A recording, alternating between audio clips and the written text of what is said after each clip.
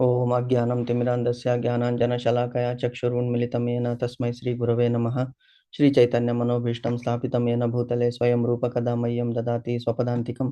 వందేహం శ్రీగురో శ్రీయుతపదకమలం శ్రీగురూన్ వైష్ణవాంచ చ శ్రీరూపం సాగ్రజాతం సహగణ రఘునాథాన్వితం తం సజీవం సాద్వైతం సావధూతం పరిజనసహితం కృష్ణచైతన్యదేవం శ్రీరాధాకృష్ణపాదాన్ సహగణ లలిత శ్రీ విశాఖాన్వితాంశ నమో ఓం విష్ణుపాదాయ కృష్ణప్రేష్టాయ భూతలే శ్రీమతే భక్తివేదాంత स्वामिनीति नामिने नमस्ते सरस्वती देवी गौरवाणी प्रचारिणी निर्विशेष शून्यवादी पाश्चात्य देशतारिणे वाञ्छाकल्पतरुभ्यश्च कृपा सिन्धुभ्य एव च पतितानां पावनेभ्यो वैष्णवेभ्यो नमो नमः.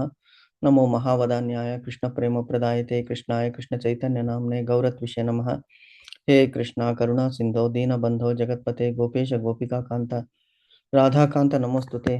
तप्त कांचन गौरंगी तप्त कांचन गौरंगी राधाकांत नमस्तप्त कांचन गौरंगी. स्टार्ट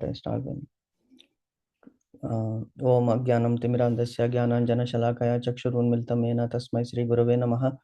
श्रीचैतन्यमनोभीष्टं स्थापितं येन भूतले स्वयं रूपकदा मह्यं ददाति स्वपदान्तिकं. वन्देऽहं श्रीगुरो श्रीयुतपदकमलं श्रीगुरून् वैष्णवांच च श्रीरूपं साग्रजातं सहगण रघुनाथान्वितं तं सजीवं साद्वैतं सावधूतं परिजनसहितं कृष्णचैतन्यदेवं श्रीराधाकृष्णपादान् सहगण ललिता श्री विशाखान्वितांशा नमो ओं विष्णुपादाय कृष्णप्रेष्ठाय भूतले श्रीमते भक्तिवेदांत स्वामिनीति नामिने नमस्ते सरस्वती देवी गौरवाणी प्रचारिणी निर्विशेष शून्यवादी पाश्चात्य देशतारिणे वाञ्छाकल्पतरुभ्यश्च कृपा सिन्धुभ्य एव च पतितानां पावनेभ्यो वैष्णवेभ्यो नमो नमः. नमो महावदान्याय कृष्ण प्रेम प्रदायते कृष्णाय कृष्ण चैतन्य नामने गौरत्विषे नमः.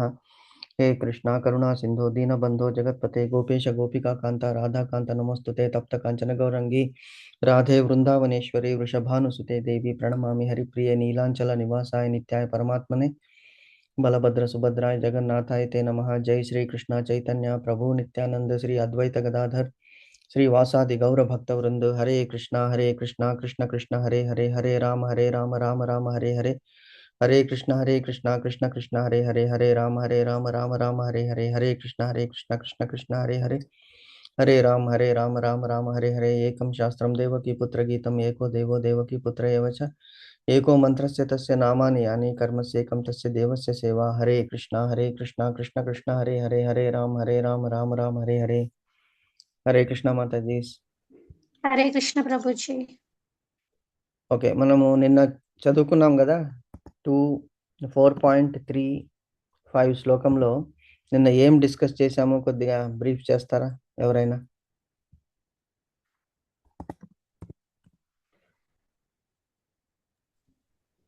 నిన్న ప్రభుజీ మాయ మోహం గురించి చెప్పుకున్నాము. అది మొన్న కూడా చెప్పుకున్నాం కదా ప్రభుజీ. నిన్న కామక్రోధ మదమాశ్చర్యాల గురించి కూడా చెప్పుకున్నాము. మనకి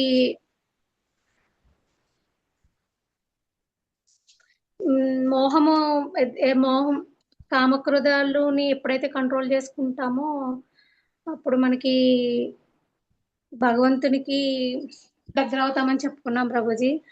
అలాగే భగవంతుడికి జనన మరణాలు ఉండవు, ఆయన పుట్టాడు అని అంటారు కానీ పుట్టుక కాదు, అది అవతారం ఎత్తారు అని చెప్పాలి అని చెప్పుకున్నాము. Very good.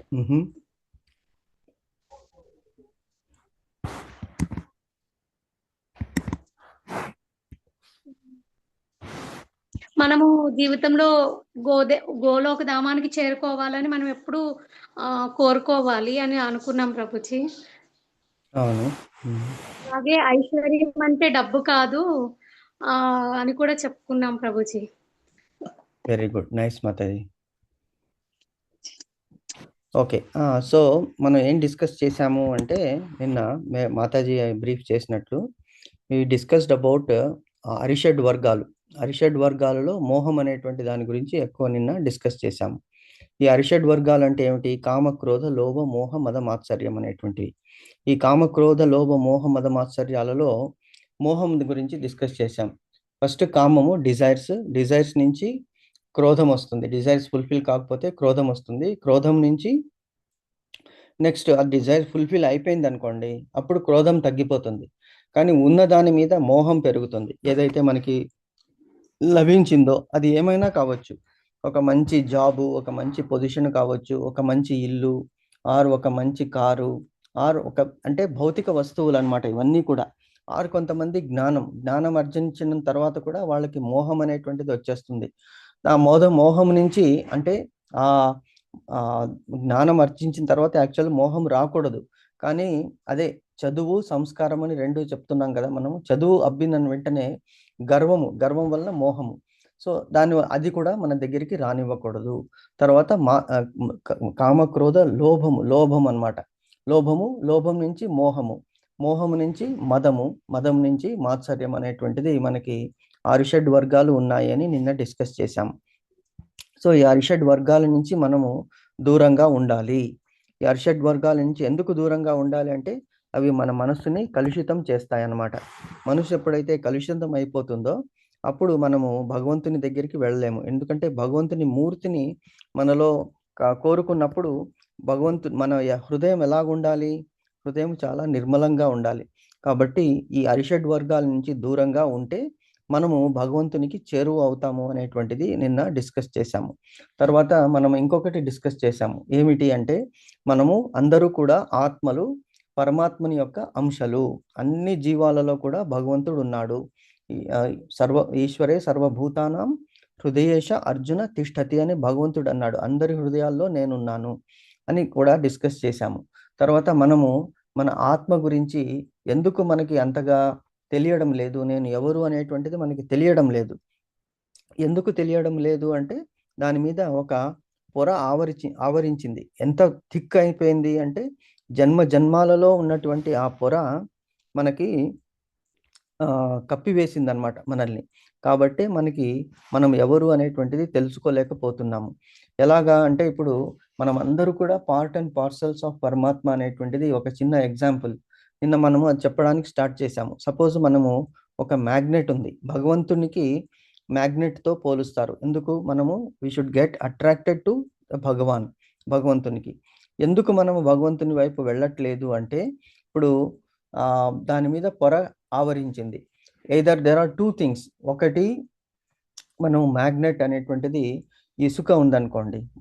భూమిలో ఆ మ్యాగ్నెట్‌ని ఇసుక రేణువుల మీద మనం ఆడించినప్పుడు అందులో ఇసుక అంటుకోదు భగవంతునికి. కానీ అందులో ఉన్నటువంటి చిన్న చిన్న ఐరన్ పార్టికల్స్ భగవంతునికి అవి ఆ మ్యాగ్నెట్‌కి అంటుకుంటాయి. ఎందుకంటే అది కొద్దిగా ఎఫర్ట్ అంటే మనము కొద్దిగా ఎఫర్ట్ చేస్తే భగవంతుడు అంత ప్రీతితో మన దగ్గరికి వచ్చేస్తాడు. So we should try to do that. So ఎప్పుడైతే ఆ మ్యాగ్నెట్‌కి అవి అంటుకుంటాయో ఆ రేణువులకి అంటే ఏ రేణువులు? ఐరన్ పార్టికల్స్‌కి కూడా ఆ మ్యాగ్నెటిక్ పవర్ అనేటువంటిది వస్తుంది. అదే ఇప్పుడు మనం చూస్తున్నాము. ఇప్పుడు మనకి ఎంతోమంది మహారాజులు ఉన్నారు. మనకి కృష్ణ భావనామృతంలో కానీ, మన హిందూ మతంలో కానీ ఈ గురువులు, ఆచార్యులు, సన్యాసులు వీళ్ళందరూ ఏం చేస్తున్నారు? ఈ మోహం అంటే లోకం యొక్క అట్రాక్షన్‌ని వదిలివేసి ఎప్పుడైనా కూడా అంతే. ఇప్పుడు రాకెట్ ఉన్నదనుకోండి. రాకెట్ పైకి పోవాలి అంటే ఏమిటి? ఒకటి అందులో ఉన్నటువంటి పవరు, ఫ్యూయల్. రెండవదేమిటి? అందులో ఎన్నో పార్ట్స్ ఉంటాయి.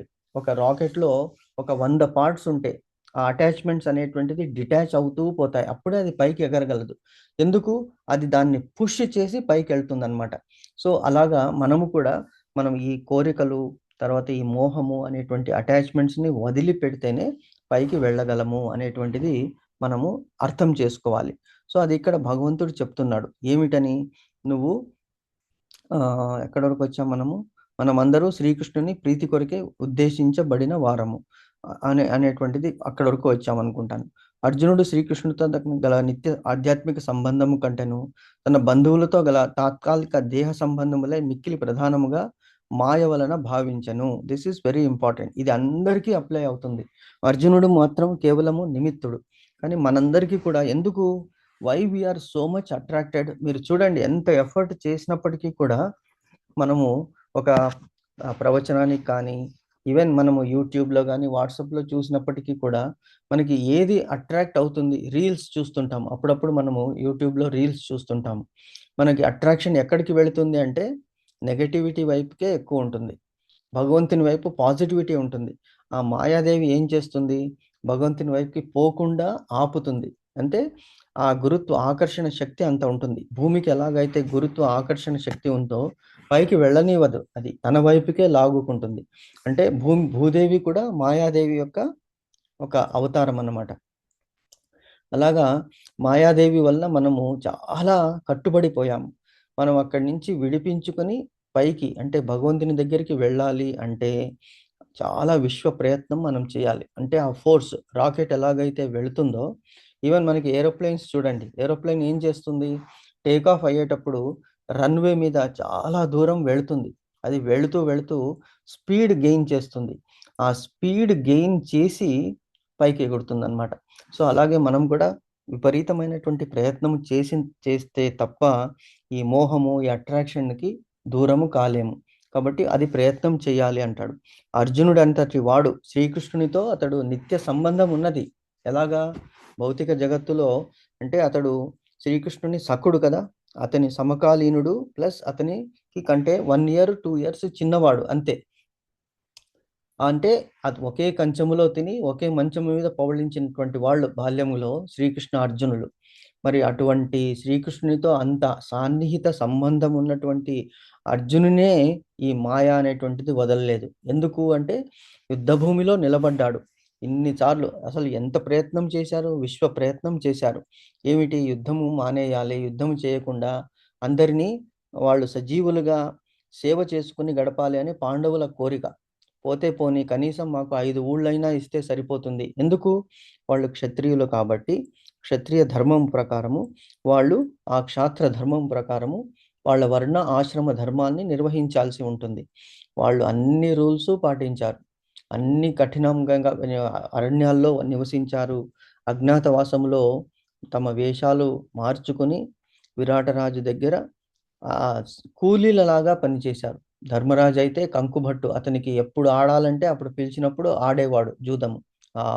తర్వాత కంకుభట్టు భీమసేనుడు అసలు ఎలాగా వంటవాడిగా మార్చుకొని తనని తాను అంతమందికి వంట వండి పెట్టేవాడు.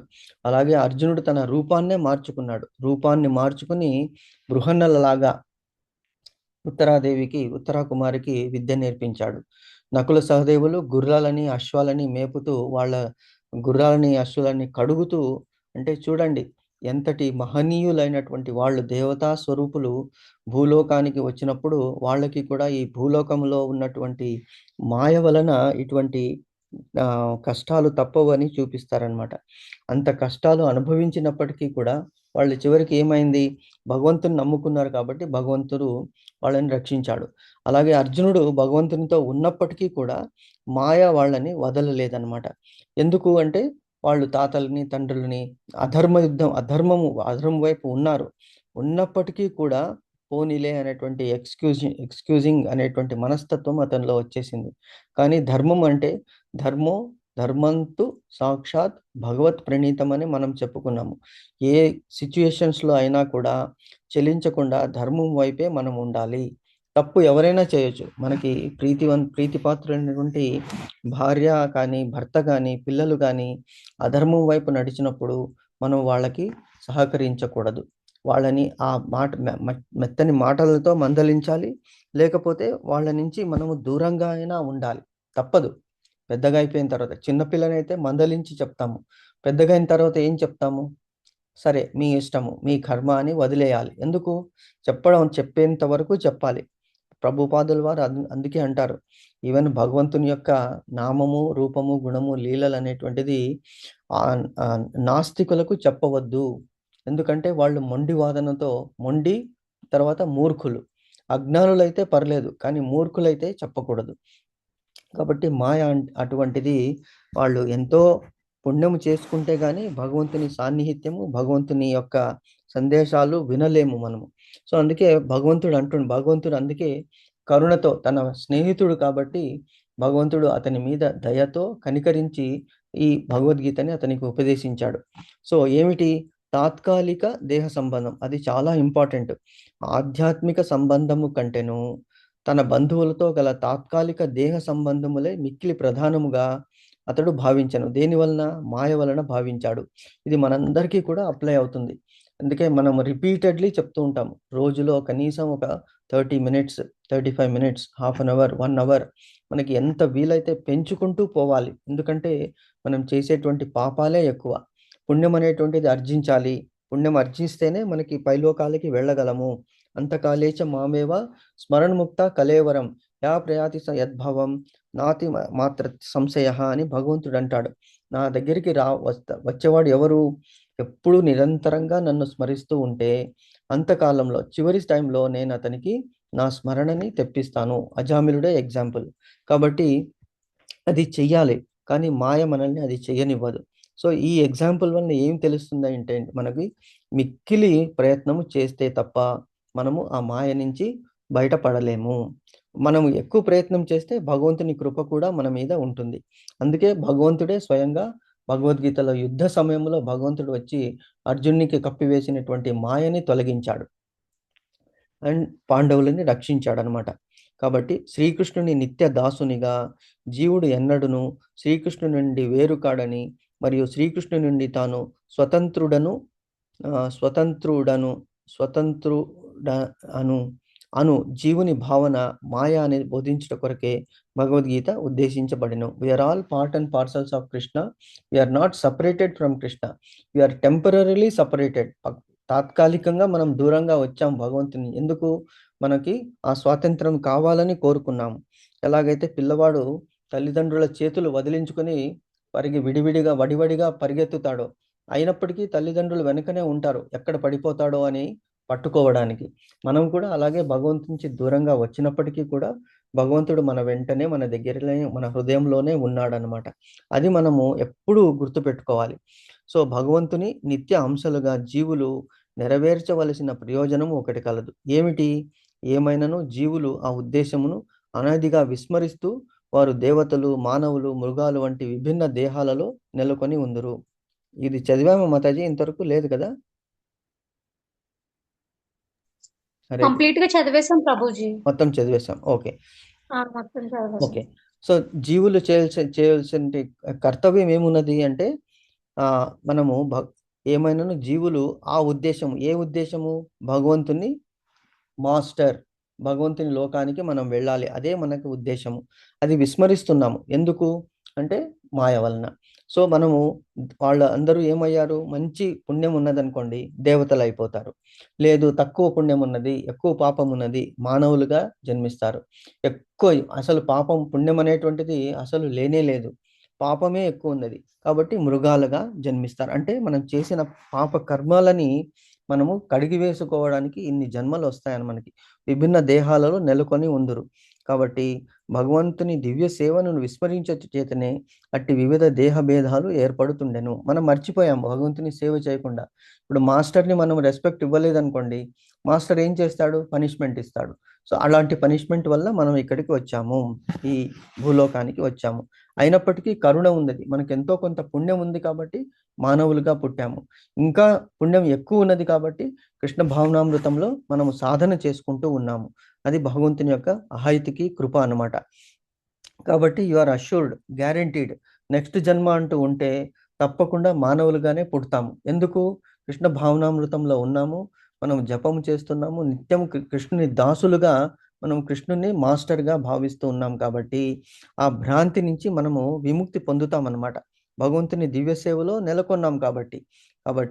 అట్టి శుద్ధ జ్ఞానమును ఒకరు కేవలం ప్రామాణిక ఆధ్యాత్మిక ఆచార్యుని ద్వారానే సాధింపగలరు. సో, ఒక గురువు ద్వారానే ఈ మనకి ఆ విద్య అనేటువంటిది లభిస్తున్నది. దానితో జీవునికి తాను శ్రీకృష్ణునితో సమానమను భ్రాంతి తొలగును. సో, ఇప్పటికి మనం తెలిసిపోయింది. అందుకే మనకి ఏమిటి, హరి సర్వోత్తముడు, వాయు జీవోత్తముడు అనేటువంటిది మనకి తెలుసు. హరి అంటే శ్రీహరి. జీవులలో హరి సర్వోత్తమ. జీవుడు కాదు ఆయన, సర్వోత్తముడు. ఎందుకంటే అతనికి జనన మరణం అనేటువంటిది లేదు. తన నుంచి పుట్టినటువంటి వాడు ఎవరు? వాయుదేవుడు అంటే బ్రహ్మదేవుడు. సో, బ్రహ్మ హరి సర్వోత్తముడు, వాయు జీవోత్తముడు అని మనం తెలుసుకోవాలి. So, we are not equal to God. Although we are part of God, we are not equal to God. సమానమను భ్రాంతిని తొలగును. పరమాత్ముడు ఏం చేస్తున్నాడు? శ్రీకృష్ణుడు జీవులందరికీ పరమ ఆశ్రయము మరియు అట్టి ఆశ్రయమును వీడి జీవులు తమకు ప్రత్యేక ఉనికి కలదని భావిస్తూ ప్రకృతిచే మోహితులవుదురు. నేను వేరే. అందుకే ఇప్పుడు చూడండి, ఈ పొలిటీషియన్స్ కానీ, రిచ్ పర్సన్స్ కానీ, వీళ్ళకి ఏముంది? మాయ వలన మదం ఏర్పడుతుంది. నాకంటే మించినటువంటి వాడు లేదు. ఎప్పుడైతే పదవి పోతుందో, ఎప్పుడైతే they enter the old age, అప్పుడు వాళ్ళకి అనిపిస్తుంది. మనం ఒక ఎగ్జాంపుల్ చెప్పుకున్నాం కదా, ఒక వైద్యుడు ఒక చివరి దశలో ఉన్నటువంటి మనిషిని, ఏమయ్యా నీకు తెలుసు కదా, ఎందుకు ఏడుస్తున్నావు? ఏడవకుండా హ్యాపీగా వెళ్ళిపో, ఎందుకంటే ఇన్నాళ్ళు సఫర్ అయ్యావు. అంటే అతను అన్నాడు, నేను వెళ్ళిపోవడానికి ఏడవడం లేదు, కానీ నేను నా జీవితంలో ఇన్నాళ్ళు ఎంతో మందిని బాధ పెట్టాను. ఆ బాధ నేను పెట్టకుండా ఉండవచ్చును. నేను అధిక ధనవంతుడును, మంచి పొజిషన్లో ఉన్నాను, వాళ్ళందరికీ హెల్ప్ చేసి ఉండవచ్చు. కానీ నేనేం చేశాను? నా ఈ ధన మదం వలన, ఈ మాయ వలన అందరినీ తిట్టాను, బాధ పెట్టాను. వాళ్ళు బాధపడుతున్నప్పుడు హ్యాపీగా ఫీల్ అయ్యాను, అందుకే నేను ఏడుస్తున్నాను అంటాడు. సో ఇది మనకి నిత్యము ఈ స్మరణ, ఈ ఇన్సిడెంట్ కనుక మనం గుర్తుపెట్టుకుంటే మనం ఎవరిని కూడా నొప్పించము. నొప్పించినప్పుడు, మనం అందరినీ సమానంగా ట్రీట్ చేసినప్పుడు భగవంతుడు మన వైపు చాలా మన వైపుకి కరుణతో మనకి ఇంకా మంచి సాధన చేయించడానికి అనుకూలం చేయిస్తాడనమాట. కాబట్టి శ్రీకృష్ణుడు జీవులందరికీ పరమ ఆశ్రయమును మరియు అట్టి ఆశ్రయమును వీడి జీవులు తమకు ప్రత్యేక ఉనికి కదలని భావిస్తూ ప్రకృతితే మోహితులవుదురు. This we should forget. కాబట్టి భిన్న రకాలుగా భౌతిక దేహ బుద్ధితో శ్రీకృష్ణుడిని విస్మరిస్తుంటాం మనం. ఎందుకు? ఆ క్రోధం వలన, మోహం వలన. అట్టి మాయామోహిత జీవులు కృష్ణ చైతన్యంలో నెలకొనిచో వారి ముక్తి మార్గమున నెలకొనినట్టుగా శ్రీమద్ భాగవతం నిర్ధారించింది. 2.10.6 ఏమి? ముక్తిర్హిత్వా అన్యథా రూపం స్వరూపేణ వ్యవస్థితి. అంటే శ్రీకృష్ణ భగవానుని నిత్య దాసులుగా కృష్ణ చైతన్యంలో జీవుడు తన నిజరూప స్థితిలో నెలకొనుటియే ముక్తిగా పిలువబడును. ముక్తి అంటే ఏమిటి? We are liberated from birth and death. ముక్తిర్ హిత్వా. ముక్తి అంటే ముక్తిని కోరుకుని, హిత్వా అంటే మనకి హితమైనటువంటిది. అన్యథా రూపం, వేరే రూపం లేదు మనకి. స్వరూపేణ వ్యవస్థిత. ముక్తి లభించింది అనుకోండి, మన స్వరూపం, ఆత్మస్వరూపం ఏమిటి?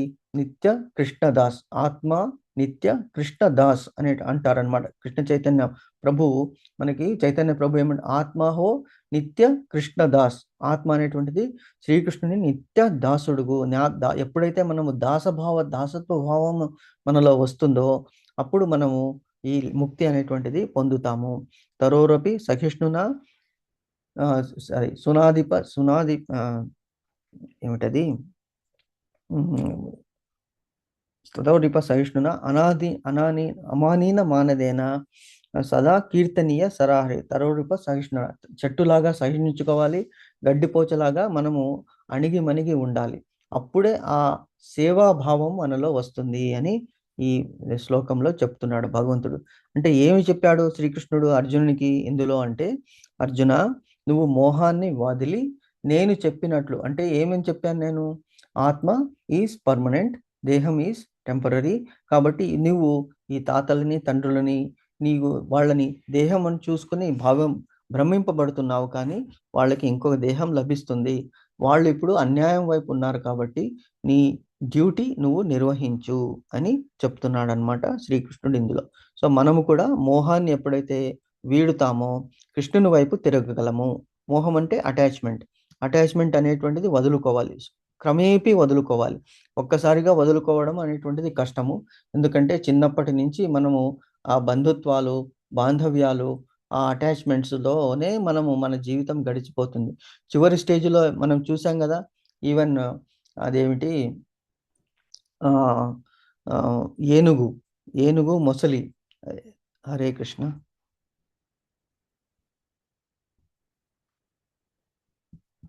హరి బోల్.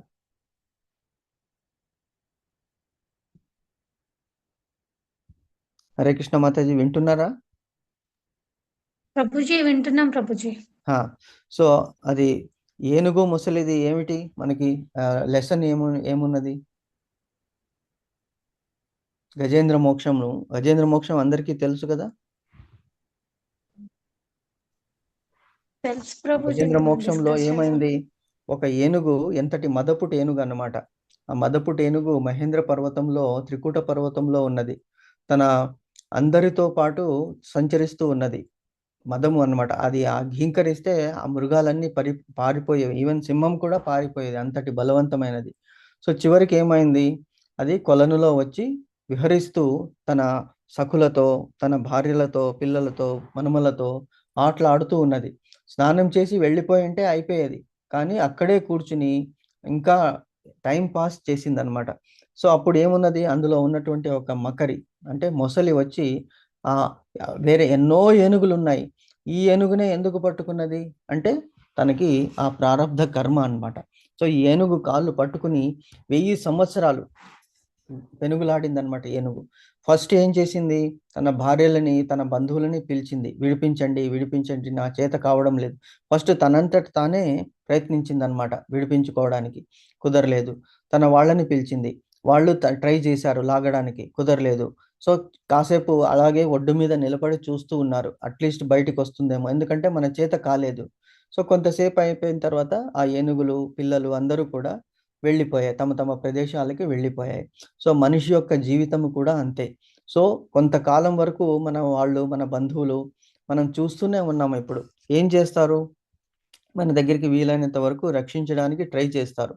So beyond a point they will try to pray, అంతే తప్ప ఇంకేమీ చేయలేరు. సో మనము కూడా అలాగే ఫస్ట్ నుంచి మనం గనక, అందుకే చివరికి ఏం చేసింది ఆ ఏనుగు? సరే నన్ను రక్షించేటువంటి వాళ్ళు ఎవరూ లేరు అని చెప్పేసి భగవంతునికి అక్కడే ఉన్నటువంటి ఒక కమలాన్ని తీసుకుని భగవంతుని వైపు అది పైకి తొండాన్ని పైకెత్తి, కృష్ణ వాసుదేవ శ్రీహరి, నువ్వు తప్ప నన్ను రక్షించేటువంటి వాడు ఎవరూ లేదు. ఈ కష్టం నుంచి ఎందుకు రక్తం కారిపోతున్నది. 1000 సంవత్సరాలు పెనుగులాడింది. We can just imagine. ఇది కథ కాదు, జరిగినటువంటి ఇన్సిడెంట్ అన్నమాట.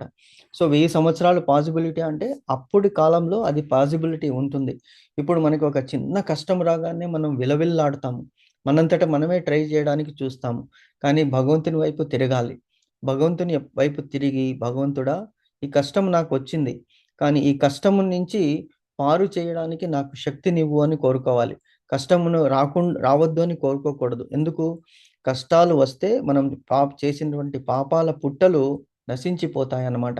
సో కాబట్టి కష్టాలు రాని. కుంతి కూడా అదే అంటుంది. పదం పదం విపదం. కుంతి ఏమంటుంది?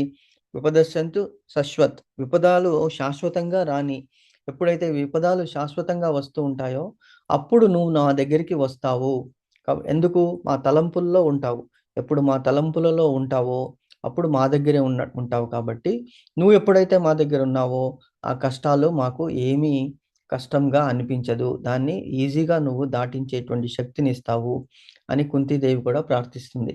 కాబట్టి ఈ నిత్య దాసుడైనటువంటి మనము కృష్ణుని ఎప్పుడూ సేవిస్తూ ఉంటే, కృష్ణుని ఎప్పుడూ కొలుస్తూ ఉంటే, కృష్ణుని ఎప్పుడూ మనసులో తలుచుకుంటూ ఉంటే అప్పుడు మనకి ఎటువంటి కష్టం వచ్చినా కూడా ఈజీగా మనము క్రాస్ చేయొచ్చు.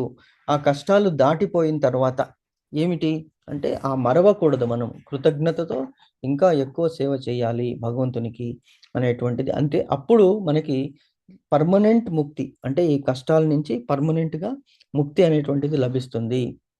జన్మ మరణ చక్రం నుంచి బయటపడతాము.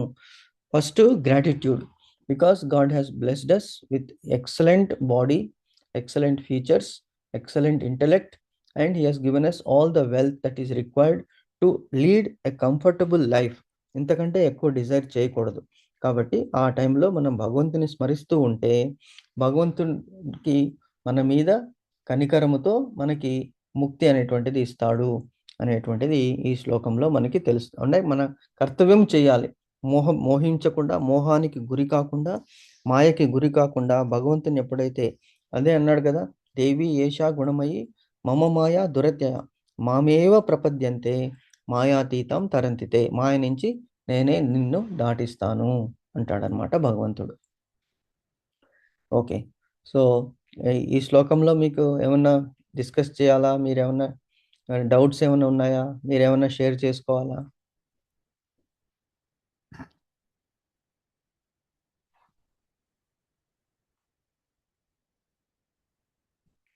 ఏమన్నా క్వశ్చన్స్ ఉన్నాయి మాతాజీ ఇందులో? లేవు Prabhuji. Okay, very nice. Okay, so మనం నెక్స్ట్ శ్లోకానికి వెళ్దాము. 4.36. अपि चेदसि पाप्येभ्यः सर्वेभ्यः पापकृत्तमः सर्वं ज्ञानप्लवेनैव व्यजिनं संतरिष्यसि. మళ్ళీ ఒకసారి చదువుతాము. अपि चेदसि पाप्येभ्यः सर्वेभ्यः पापकृत्तमः सर्वं ज्ञानप्लवेनैव वृजिनं संतरिष्यसि. ఒకసారి చదవండి మాతాజీ. अपि चेदसि पापेभ्यः सर्वेभ्यः पापकृतुत्तमः सर्वं ज्ञानप्लवेनैव वृजनं सन्तरिष्यसि. Very good, very nice Mataji. Meanings చదవండి మాతాజీ. అపి అయినప్పటికీ, చేత్ ఒకవేళ, అసి నీవు, అయినా, పాపేభ్య పాపులు, సర్వేభ్య అందరిలో, కృతుత్తమ పరమ పాపివి, సర్వం అట్టి పాపాలన్నీ, జ్ఞానప్లవేన దివ్య జ్ఞానమనే నౌక ద్వారా, ఏవా నిశ్చయంగా, వృజినం దుఃఖ సాగరాన్ని, సంతరిష్యసి నీవు పూర్తిగా దాటగలవు. ఒకవేళ నీవు పాపులందరిలోనూ పరమ పాపిగా భావింపబడిన దివ్య జ్ఞానమనే నౌకలో నెలకొన్నప్పుడు దుఃఖ సాగరమును దాటగలవు. Hare Krishna Prabhuji. Hare Krishna Mataji. Very nice Mataji, thank you. So చాలా ఇంపార్టెంట్ పాయింట్ చెప్తున్నాడు ఇక్కడ భగవంతుడు. ఏమిటి? ఇంతవరకు అతడు మోహం గురించి చెప్పాడు, కర్తవ్యం గురించి చెప్పాడు, జ్ఞానం గురించి చెప్పాడు. సో జ్ఞానం ఇప్పుడు మనకి ఉన్నది జ్ఞాన కర్మ సన్యాస యోగము. సో జ్ఞానంకి ఎంతటి మహత్తరమైనటువంటి విలువ ఉన్నది, జ్ఞానం ఎంత ఇంపార్టెంట్. కర్మలు చేస్తుంటాము, కానీ మనము ఆ ఒక జ్ఞానముతో, దివ్య జ్ఞానముతో ఆ కర్మలను ఆచరిస్తే ఎంతటి మహిమ మనకి ఆ కర్మలకి ఉన్నది అని చెప్తున్నాడు అనమాట. ఏమిటి? ఒకవేళ నీవు పాపాత్ముల అందరిలోనూ, పాపాలు ఎంతో మంది చేస్తుంటాము, ఆ అందరిలో కూడా పరమ పాపి అంటే హీఈస్ ద మ్యాక్సిమం సిన్నర్.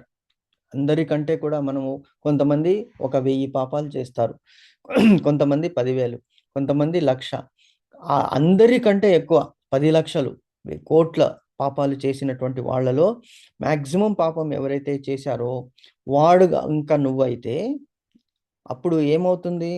నువ్వు ఈ దివ్య జ్ఞానం అనేటువంటి నౌకలో స్థితుడైనవచో దుఃఖ సాగరమును దాటగలవు. అన్ని పాపాలు చేసినప్పుడు ఏం చేస్తారు? ఆ దుఃఖం అనేటువంటి సాగరములో పడవేస్తారు వాళ్ళని.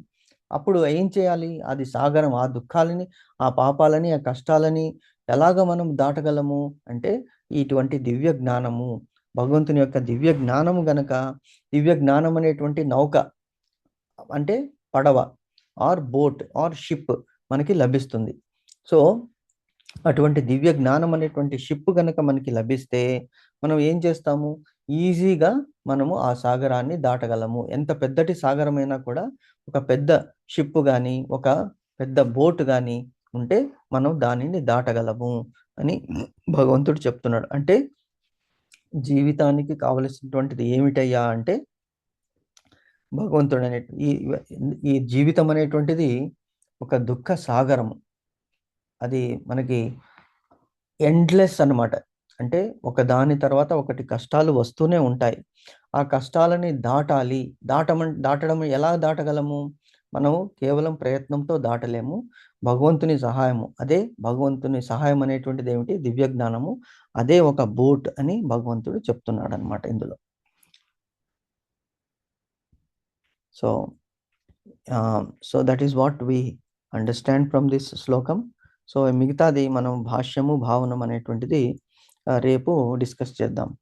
సో ఇంతవరకు మనము డిస్కస్ చేసిన దాంట్లో అంటే ఫస్ట్ నుంచి 4th chapter, we're almost close to the 4th chapter. So మనం డిస్కస్ చేసినప్పుడు మనమందరూ కూడా